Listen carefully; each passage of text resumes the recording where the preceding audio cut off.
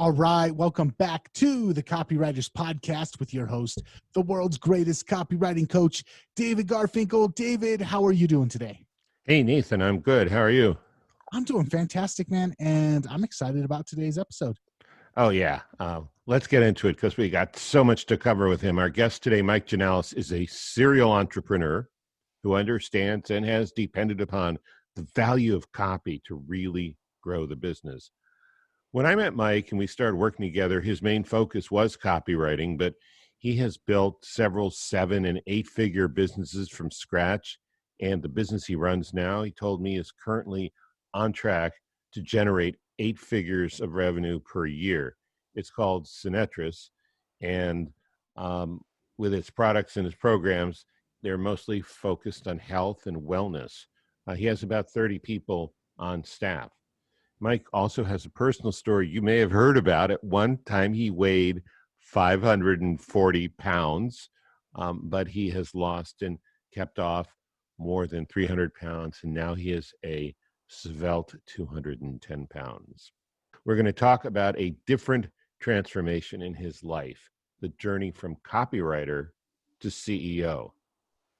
And that's more than you think. They're not just two words that begin with the letter C. There's a lot we're going to get into. But first, here is your own personal opportunity for transformation. Copy is powerful. You're responsible for how you use what you hear on this podcast. And most of the time, common sense is all you need. But if you make extreme claims and if you're writing copy for offers in highly regulated industries like health and finance, business opportunity, you may want to get a legal review after you write and before you start using your copy. My larger clients do this all the time. So let's get into it. Mike, welcome and thanks for being here. Hey, thank you so much. I'm so pumped. Since the day you started this podcast, my dream was that someday I would get to be on it. So the dream come true for me. Yeah, I mean, I don't know why I didn't think to invite you on earlier, but we connected recently. I thought, oh man, this guy's got so much to say, that with this guy being you. So Mike, when we were working together and you made the transition from copywriter to CEO, I continued to work with you mostly on copy topics. But as I recall, you hired a different coach at the same time for your new role as CEO. I think you talked about your CEO coach, which of course is a smart thing to do, because I have lots of theories about leadership and management and all that, but my real sweet spot is definitely copy. So could you tell us about the new skills you needed to develop as you transitioned from copywriter to CEO? Yeah, sure. You know, it's an interesting thing is I meet a lot of copywriters, and when they find out that I went from that copy side to the CEO side, they're always like, wow, how'd you do that? You know, what can I do that? So there's definitely a lot of interest there. And for me, it was a gradual thing. Like I started writing copy way back in 2006. And I didn't even back then know what a copywriter was. I had a person who read a blog post that I wrote, and they were like, hey, you'd be a great copywriter. And I was like, thank you so much. What is that? You had no idea what that even was. And so that's kind of how it all started for me. So I truly started from scratch, didn't even know about the industry. I didn't know it was a thing. I just thought it was junk mail, right? You know, I had no idea that there was this whole industry going on. And so that's kind of how I got my start. But then what I found over time, and what kind of led me naturally towards the CEO path, and you've probably dealt with this too, a lot of copywriters have, was that I would write copy and then I would get told, hey, it didn't convert. And I'm like, but I know it should convert. You know, I get it. Sometimes you have to like fix stuff, but it would just not work. And I said, well, let's see what's the deal? And I would jump in and I'd be like, oh, well, you're running this offer for men and you're targeting women. What in the world? You know, like some dumb thing, but their ads weren't, done right. So then I'd have to like jump in and try to fix that. And I would have to learn Google ads. And then when Facebook came out, I had to help with that, because you just get pulled in. And then I would start finding, hey, so your leads suck. I'm like, my leads suck, but I'm qualifying. What's going on? And I said, well, let me see what's going on with your salespeople.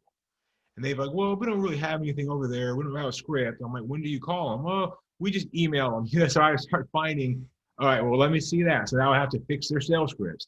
And then I would deal with the next problem. Like, you're processing too many refunds. Okay, well, why?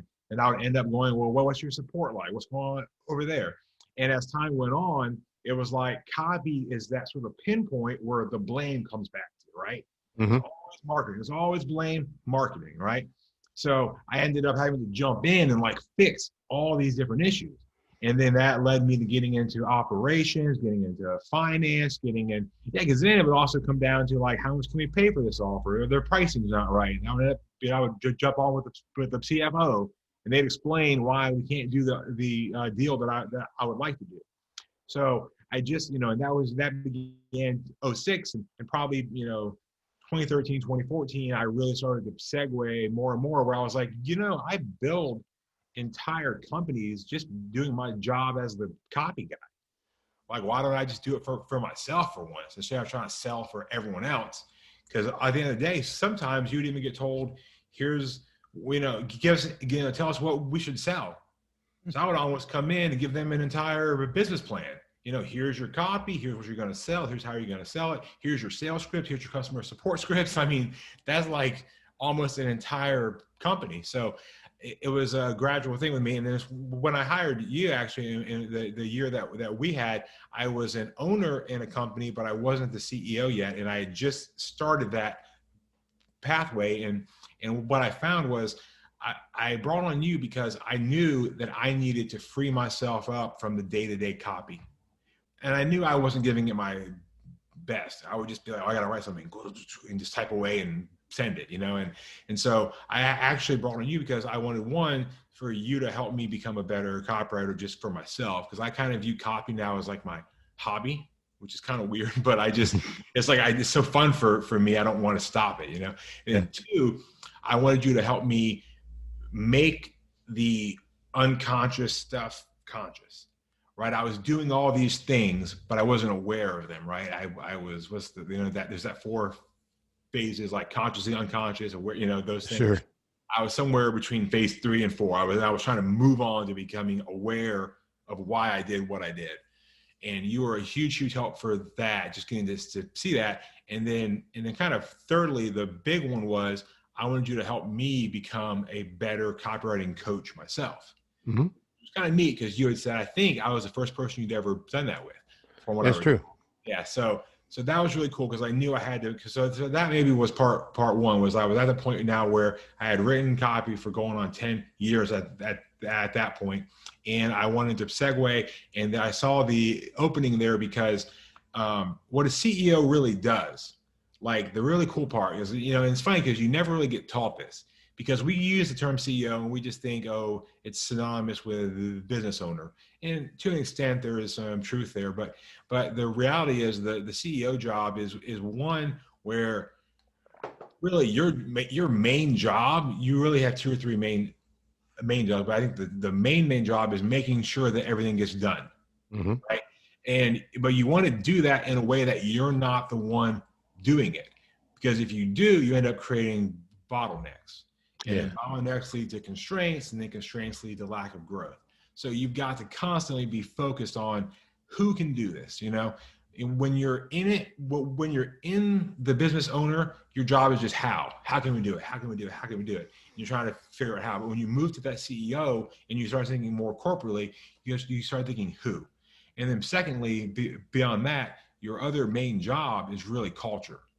Developing the culture of the organization. Boy, that's such a great, clear definition. I've never heard it put that way. You're right. We've never been taught that. Let's talk about mindset. I mean, a copywriter has one mindset, a CEO who has been a copywriter. I'm curious what mindset changes were, and maybe even how being a copywriter informed your mindset as a CEO. Yeah, it's a great point. And I always feel like being a copywriter, or at least maybe a media buyer, those 2 type jobs really, I think in this day and age, gear you up to be an excellent CEO, an excellent business owner, because it sets you up for thinking about the customer first and how are we going to appeal to the customer.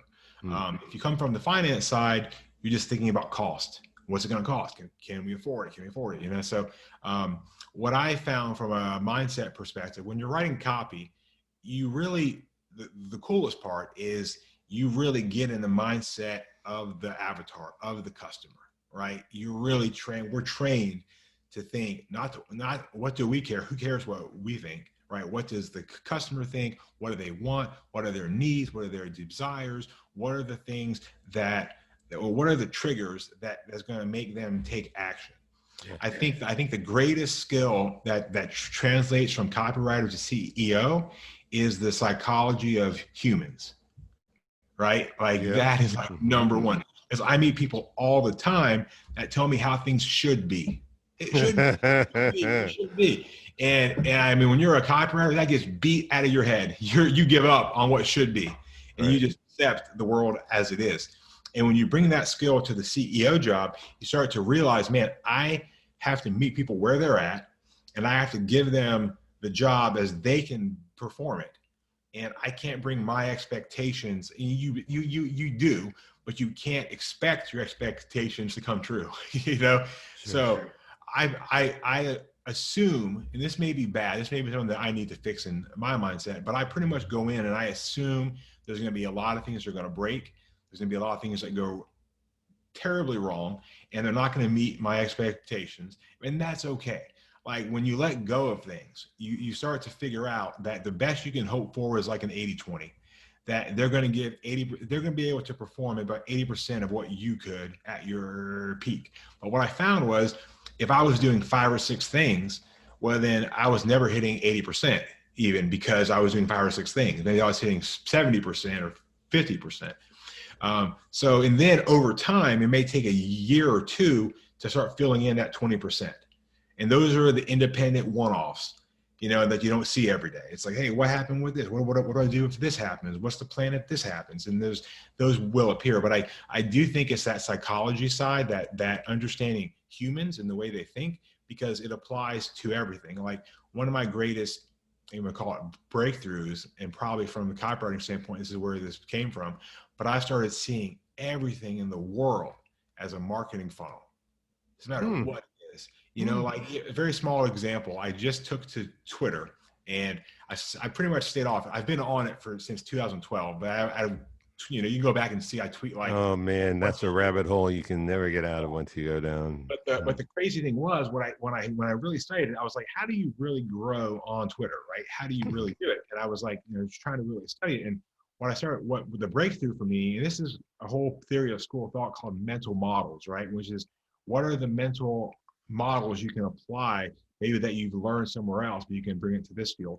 And I started to realize that Twitter is nothing more than a marketing funnel. That's it. Because what you have to do, you have to get your post, your content, your ad in a place where eyeballs see it, all right? That's your impressions. And then a portion of those impressions will click on your ad, which is your profile.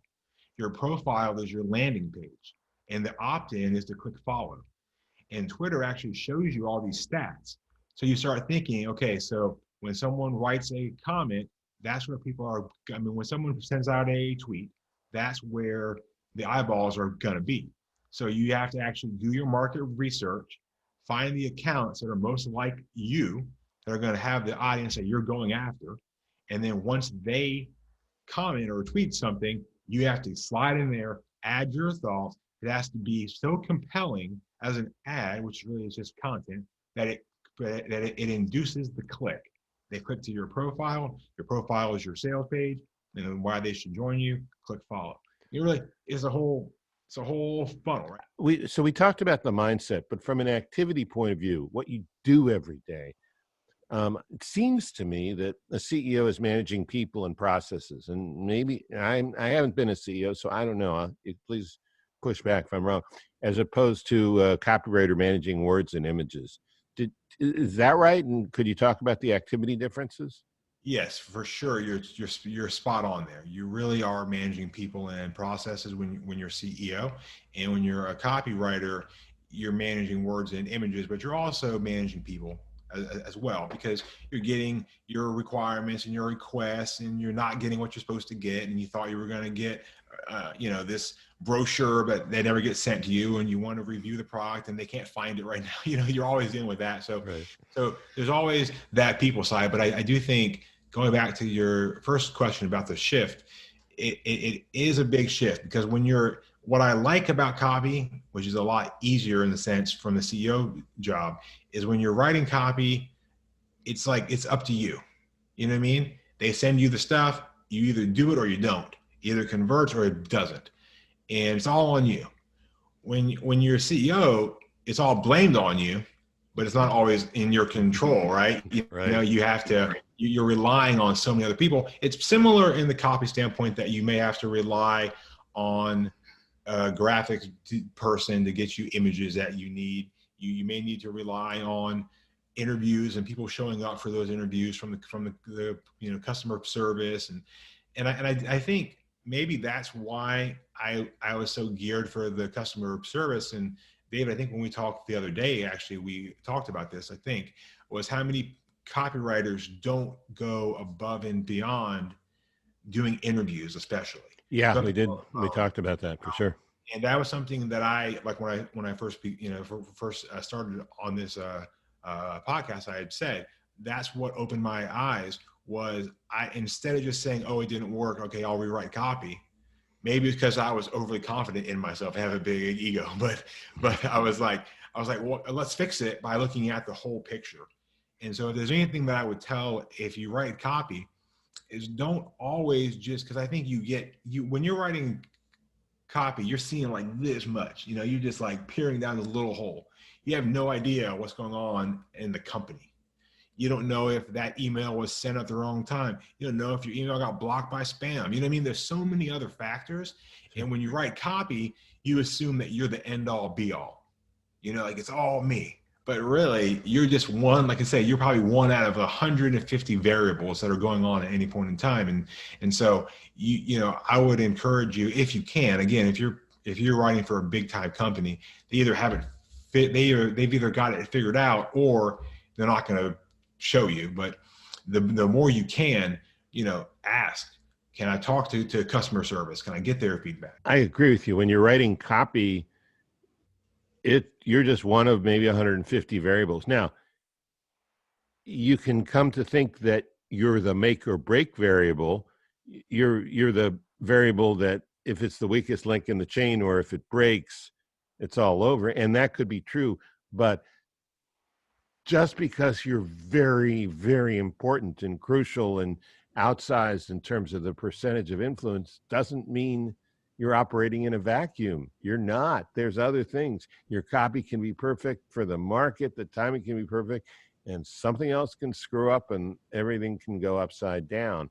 It's hard as a copywriter to see that when you're in the thick of it, but I've had it happen. I'm sure you've had it happen, Nathan. I'm sure you've had it happen, Mike. So yeah, really good point. Let me just ask you this. What was your biggest challenge as a new CEO, especially coming, because I'm sure there are copywriters right now listening to this podcast are thinking, yeah, I might like to be a CEO.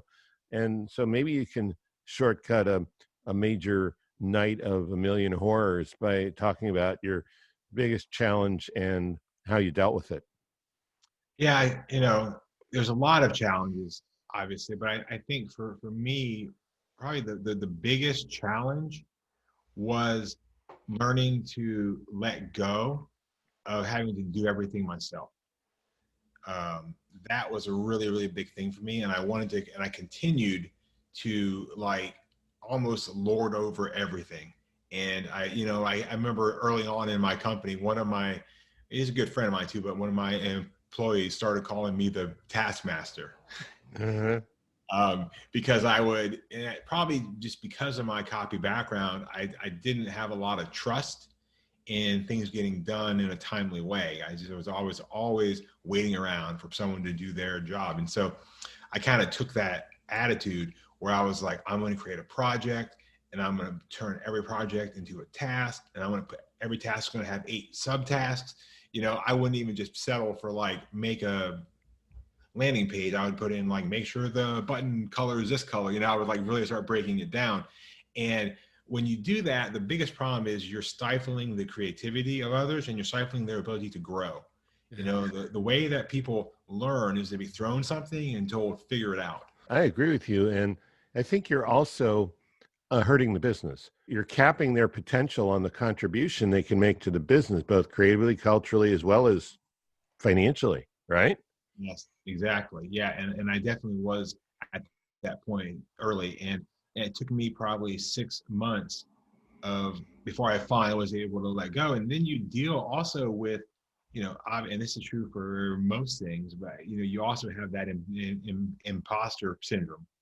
You know, I'm not really a CEO. I mean, you know, the real CEO is GE. That's a real CEO. I'm just some guy at his house. You know what I mean? Like, you deal with those same kind of thoughts, and then you also, here's the other part that's very, very odd.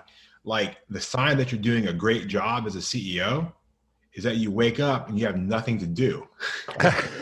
Doesn't make any sense. Doesn't make sense, right? Right. You know, but like, obviously you always have things to do, but by that I mean there's not fires, there's not these huge problems going on, and things are running smoothly, and that is a very unnatural feeling. If you come from the business side of things, I tell people all the time, like, business, if you don't love problems, don't start your own company, because, you know, business is dealing with problems. That's what they're paying you for, right? Solve problems. So, you know, it gets to be kind of weird. And then I almost, maybe because the way I am, I almost feel guilt. I'm like, should I be working more? I should be doing something right now. What can I be doing? You know, and you want to. So that's part of me. So, you know, those were early feelings. I still struggle with them some, but I think I'm a lot better now. It's been, you know, good 2-3 years now. So you know, but yeah, those were the big ones. I think is don't lord over everything, and learn to trust your people, hire the right people, fire the wrong people, and let them do their job. As someone said, I think it was Steve Jobs, who said something to the effect of, I don't hire people and tell them what to do.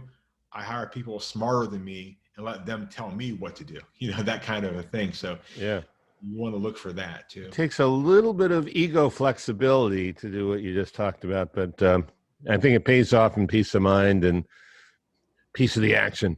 All right. I think we're close to out of time. I'd like you to come back, if you wouldn't, and talk about something else. Could you do that next week? Yeah, sure. Anytime. Do you have a product or a way people can follow your thinking, or a way people can get into, or something? Yeah. So I don't sell anything right now. I will in the future. Maybe I'll have something by next week. I don't know. I'll go over something.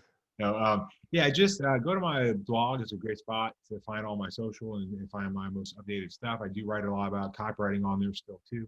And that's just onlyonemike.com. It's ONE, onlyonemike.com. Only one. Okay. ONLYONEMIKE.com. And I started that in 2006, which is why it's such a terrible site name, but well, for me, it's good. I can think of at least 3 other clients besides you. I've had mentoring clients named Mike. So only one Mike. I'll always think of you. Yeah, perfect. Thank you so much. This has been awesome. Okay. Thanks for coming on. All right. Thank you both, gentlemen. And if you want to catch more of the Copywriters podcast, you can check that out at copywriterspodcast.com. And Mike, you said you'll join us next time? I will. Yes. Awesome. All right. We will see you then. And until next time, we'll catch you later. Catch you later.